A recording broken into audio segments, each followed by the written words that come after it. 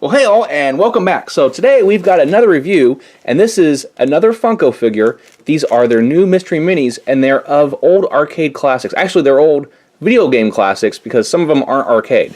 However, they have a really neat box design here, where they've kind of mimicked an arcade. Got a little coin slot in here, Mega Man. Actually, at first glance, I didn't realize it was Funko. I mean, they really went small with their logo on there compared to how some places market their brands. But yeah, they really dominated with the Mega Man design here. Nice illustration. Then we've got the front has a select screen from Mega Man 1. So the logo, top, and then the back. So bottom doesn't really have anything. And then the back shows the other figures that are available. So we've got Pac-Man, Miss Pac-Man, Blinky, Pac-Man Ghost, or Miss Pac-Man Ghost, Q*bert, Coil, Centipede, Mega Man, Frogger, Dig Dug, Puka, and Figar. So, onto the other box. The other box is Dig Dug. So it shows the game selects, or the game screen there. Then we've got the coin slot and everything. Little illustration, sort of the same kind you might have seen on the arcade machine. So these are really neat box designs. Now, when I was selecting these, I thought, well, they've made it easy for us. They're not mystery boxes like we expected because they kind of label the arcade cabinet. Or at least that's how I'm thinking. But then I got to looking and realizing that some of the games have multiple characters. So these two are from Miss Pac-Man, which has their own box. These two are from Pac-Man. These two are from Q*bert. And Centipede has its own. Frogger has its own. Mega Man has its own. Dig Dug has 3. So what I did, I wanted specifically Mega Man. So I think my shots are pretty good that I'm getting Mega Man. And then out of these 3, I wanted Dig Dug. Now, what I did is I felt the weight of the boxes, the 3 Dig Dug boxes that they had at Books A Million, and the heaviest, I'm guessing, is this guy, the dragon. And there was one that weighed about the same as this one. It made it feel just a slight bit less, but it had more movement in the box, which makes me believe it's probably the little ball guy. So I usually do a pretty good job guessing blind boxes, but I'm going to open these up and we're going to see exactly what I got. So go ahead and pull off this extra plastic. I don't really want to damage the box because I do like the box design. I don't know if I'm going to keep it or not. And then here, it's kind of interesting how it assembles. Huh. So it looks like it clips in the front. Yep. So there's a little tab there, in case you want to try to open it and not damage it. And then inside is nothing but the bag of the figure. So let's see if this is indeed Mega Man. I am going to be disappointed if I open this and it's not at all Mega Man. And awesome, it is Mega Man. So let's go ahead and check him out. Okay. There's a little bit of dirt from manufacturing. That's not a big deal.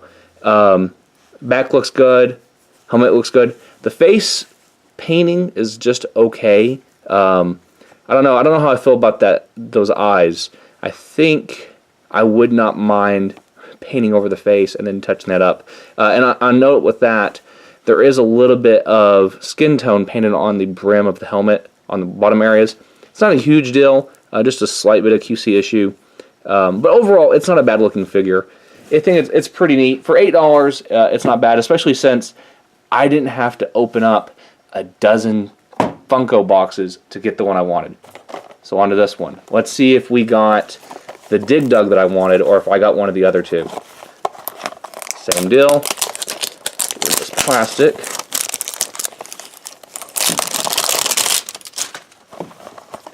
And then gently open.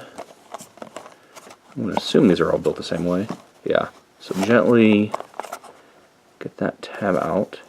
So it's sort of like a double buy because you get this neat little cabinet box you can display. Though I do think it would have been even cooler if they had designed it where it folded flat in the bottom, where the controls would be flatter. But I mean, it's not the end of the world. It's just a box. And this one is a little trickier. I might need to grab a blade. 1 second. Alright, I just have a pair of tweezers laying here, so let's see if I can get it with these. So I'm going to slide underneath here, because what you've got to get is that, there we go, get that tab up, and then you won't tear it. And then nothing else inside. Oh, you know what? I think I might have been wrong. Let's see. Let's get them opened up. Yep, I was wrong. So this guy is a whole lot bigger than I expected. He's big enough to where he doesn't move around in the box a whole lot. So, on that note, since I have shaken 3 of these, they're each different, I'm going to assume that the dragon's the heaviest. I'm guessing that these two are pretty close to the same weight, and this one doesn't move around in the box as much. So if you get a Dig Dug box and you shake it, and you can get a lot more movement in it, and it's a lighter one, this one might be it. So, oh well. I still think this is pretty cool though, because this is a little iconic guy. Now it makes me want to go get Dig Dug, because I think this will display really nicely next to it with him pumping him up. So anyway, as far as paint detail, it is a little sloppy with the yellow. A lot of overpaint, not as tight as some areas. Sculpt is nice. The design is nice. I mean, there's really not a whole lot to it. It's a ball with goggles and feet. But it's still reminiscent of playing Dig Dug, and it does capture the look. So anyway, pretty cool figures. I found mine with Books-A-Million. I'm not sure who all carries them, but it's worth keeping your eyes out if you do like these. So anyway, thanks for watching. Make sure you guys like and subscribe, and we'll see you all next time.